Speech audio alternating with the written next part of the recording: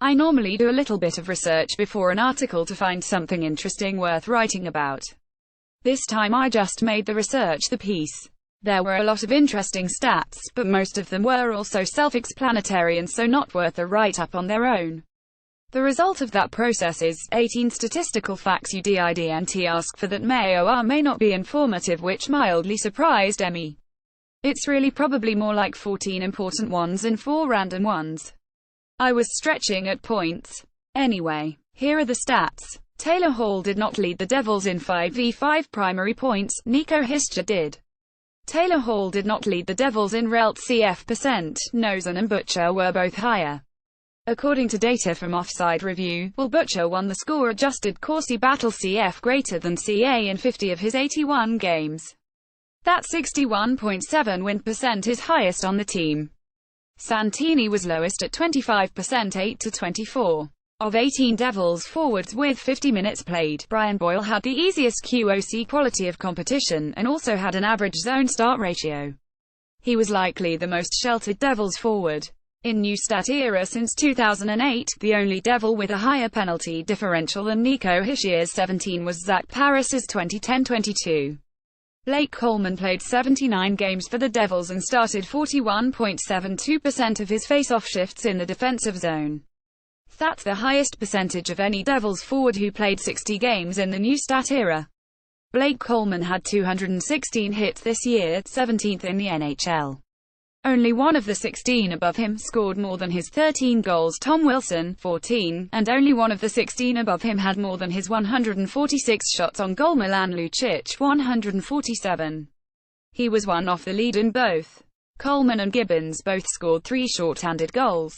The only other team combos to each score 3 or more were Florida Barkov, 5, Trocheck, 3, and Nashville Watson, 4, Arvidsson, 3. The Devils have 3 players in the top 20 in the NHL in turnover differential according for Corsica's data. Hischier 29, 8th in NHL, Coleman 23, 17th, and Hall 22, 20th. We are the only team with 3 forwards in the top 20. Carolina has 3 players, but one is Slavin. The only D in the top 20. Miles Wood led all Devils players in ICF 60 shot attempts per 60 minutes, narrowly edging out Taylor Hall. Taylor Hall had the most offensive point shares for A in Devils franchise history. He also had the most points per game ever. Travis Zajac is 8th all-time in Devils scoring with 461 points.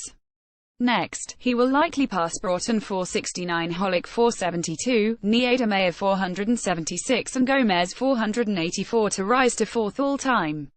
The second highest active Devil on the franchise scoring list is Andy Green 210. The Devils had 4 rookies score 25 or more points this year.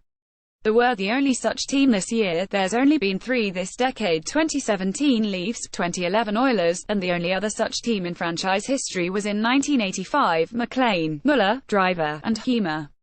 Will Butcher's 39 assists are the 14th most for a rookie defender ever. Relevant stats only go back to 1970. He had the most assists for any one rookie D-man in franchise history, and most points for any rookie D-man in Devils history. Barry Beck had 60 for the Rockies in 1978.